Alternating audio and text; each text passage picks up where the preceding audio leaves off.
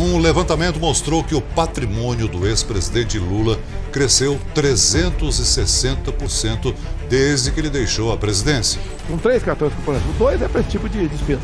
Tá. Um é particular meu.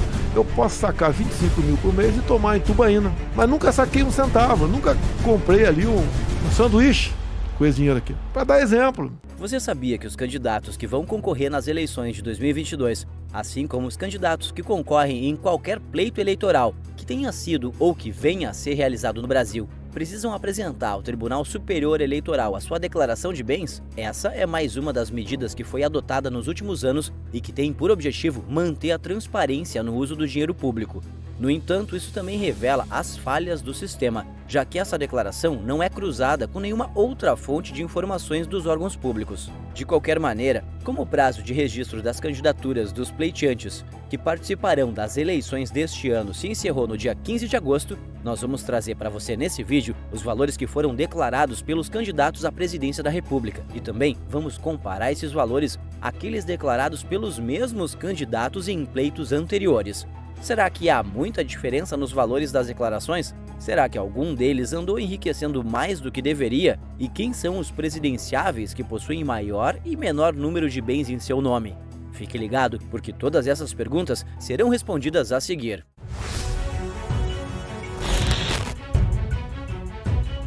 Na segunda-feira, dia 15 de agosto, encerrou-se oficialmente o prazo para registro das candidaturas de todos os candidatos que participarão das eleições de 2022. Como você já sabe, esse ano teremos eleições para presidente da República, governadores dos estados, senadores, deputados federais e deputados estaduais. No que se refere à eleição para o Palácio do Planalto, ao que tudo indica, teremos nada menos que 12 candidatos. No entanto, o número de presidenciáveis pode ser reduzido a 10 até a realização das eleições devido à retirada da candidatura de Pablo Marçal pelo PROS, ainda passível de ratificação pela Justiça, e a possibilidade de Roberto Jefferson, do PTB, ser candidato inelegível. Roberto Jefferson foi condenado no escândalo do Mensalão em 2012 e teve a pena perdoada 4 anos depois, mas isso não teria o efeito de afastar a inegibilidade do candidato, que só venceria em 2030. Se essas previsões se confirmarem, teremos a eleição com o menor número de candidatos à presidência das últimas eleições.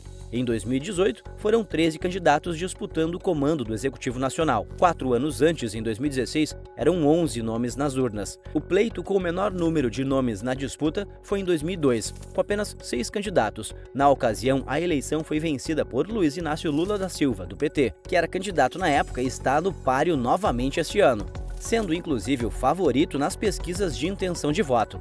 Mesmo assim, o número de 10 candidatos previstos para a eleição de 2022 é menos da metade do que o número que tivemos na primeira eleição direta para presidente, realizada após o fim da ditadura no país, em 1989, quando nada menos que 21 candidatos disputaram a sucessão de José Sarney. Aquela foi, inclusive, a eleição direta com maior número de concorrentes em toda a história do Brasil.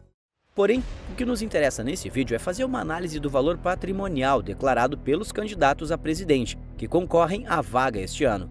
Neste sentido, o Tribunal Superior Eleitoral colocou no ar o Divulga Candicontas, que é o sistema responsável pela divulgação das candidaturas registradas em todo o Brasil para as eleições de 2022. Dentre as informações publicadas, o site expõe o patrimônio de todos os candidatos. O Código Eleitoral prevê que todos os que tencionam eleger-se devem autodeclarar o patrimônio que tem em seu nome. Entre os itens a serem declarados estão imóveis, veículos, participações societárias, aplicações financeiras, valores depositados em conta, entre outros itens que entrariam em uma declaração de imposto de renda.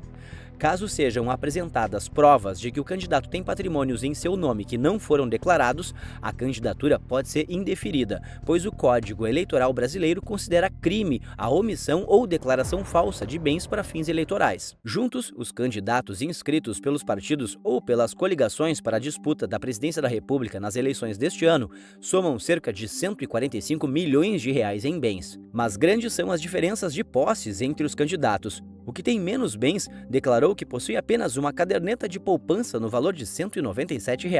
Em compensação, o candidato mais abonado declarou nada menos que uma fortuna estimada em 97 milhões. Vamos agora então conhecer os valores declarados pelos candidatos para essa eleição, em ordem crescente, do que declarou menor valor até o que declarou os valores maiores. Na lanterninha, temos o candidato Léo Péricles, do UP, União Popular pelo Socialismo, que é um partido de extrema esquerda. O pleiteante ao Planalto declarou apenas R$ 197,31 em bens. O valor está todo depositado em uma caderneta de poupança. Nas eleições de 2020, quando concorreu a vice-prefeito de Belo Horizonte, o candidato declarou R$ 967,17 investidos também em cadernetas de poupança. Ou seja, de lá para cá o candidato, que já tinha muito pouco, diminuiu ainda mais seu valor patrimonial. Vera Lúcia Salgado, do PSTU, Partido Socialista dos Trabalhadores Unificado, também de extrema esquerda, declarou ter R$ 8.805 em patrimônio totalmente investidos em cadernetas de poupança. Quando concorreu à Prefeitura de São Paulo em 2020, a candidata declarou um total de R$ 20 mil em bens, ou seja, de lá para cá seu patrimônio diminuiu. Na sequência, mas já bem à frente dos dois últimos colocados, temos a candidata Sofia Manzano, do PCB, que é o Partido Comunista Brasileiro, mais um partido de extrema esquerda. Ela possui R$ 498 mil em bens, dentre eles uma casa, um apartamento e cadernetas de poupança. Nas eleições em 2014, quando concorreu à vice-presidência, Sofia declarou ter um total de R$ 120 mil, o que revela que ela conseguiu de lá para cá aumentar seu patrimônio em mais de 400%. Logo depois temos o candidato Roberto Jefferson, do PTB, Partido Trabalhista Brasileiro, de centro-esquerda, que relatou ter R$ 743.323,41, R$ 23.349 em conta corrente, R$ 1.884,34 em caderneta de poupança, R$ 3.118,07 em outras aplicações e investimentos e R$ 716.910 em outros fundos. Quem aparece agora é a candidata Soraya Tornick, do União Brasil, de centro-direita, que declarou R$ 783 mil, sendo 250 mil de dinheiro em espécie.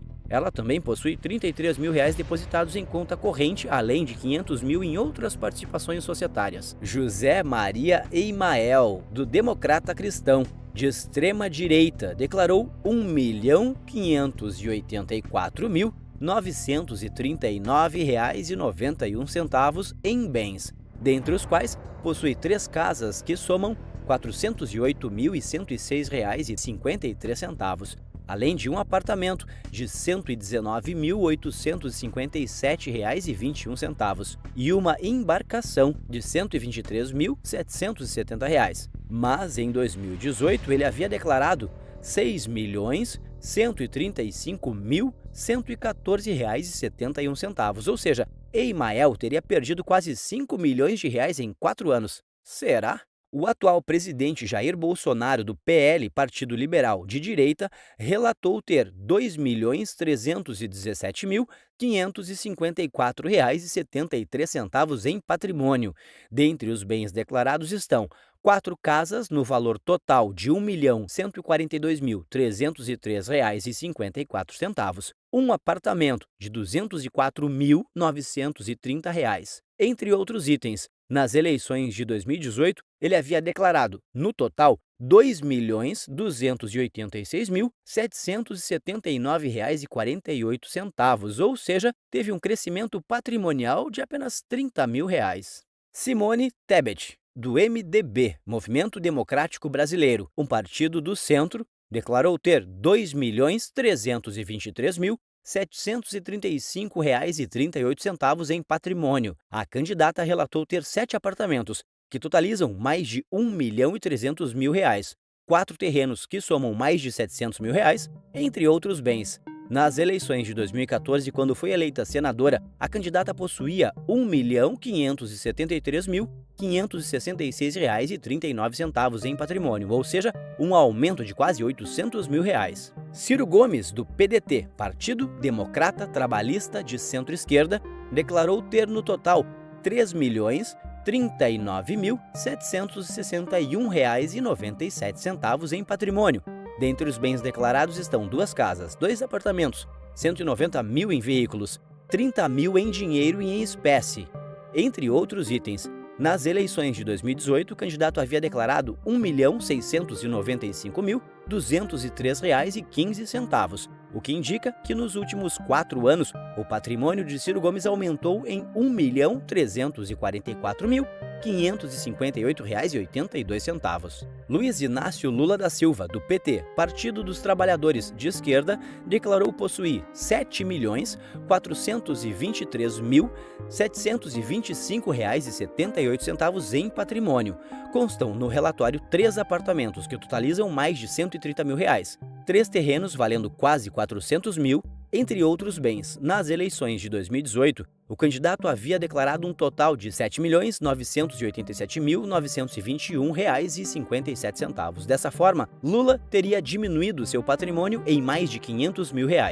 Felipe Dávila, do Novo, partido de direita, declarou ter R$ 24.619.627,66 em bens. O candidato relata ter 2 casas no valor total de R$ 3.348.515,20 e mais de 20 milhões em participação em empresas. E assim chegamos ao primeiro lugar do pódio. O maior patrimônio declarado é o do candidato Pablo Marçal, do PROS, Partido Republicano da Ordem Social, de direita.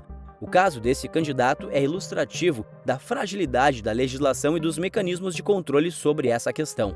O informe de bens tem caráter declaratório, mas não é cruzado com nenhuma outra fonte de informação dos órgãos públicos, o que faz com que sua efetividade seja questionada. A grande polêmica com relação a Marçal é que o patrimônio declarado pelo influenciador digital passou de R$ 16.942.541,15, que é o valor que consta em sua declaração de imposto de renda, para R$ 96.942.541,15 declarados ao TSE por ocasião do registro de sua candidatura, ou seja, um aumento de R$ 80 milhões, o que está sendo analisado e pode colocar sua candidatura em risco. A maior parte do valor declarado por Marçal vem de participações societárias diversas. Ele também declarou um apartamento de R$ 100 mil, uma sala comercial de mesmo valor e aplicações em renda fixa, ações, fundos e consórcios. Mas e você? O que é que você acha dessa história? Você acredita que os candidatos realmente declararam tudo o que possuem? Ou você acha que tem caroço nesse angu? Conta pra gente aqui nos comentários, a gente quer saber a sua opinião. E se você gostou desse vídeo, não esquece de deixar o seu like, de se inscrever no canal e ativar o sininho para receber sempre vídeos novinhos com mais assuntos super atualizados. Até a próxima, pessoal!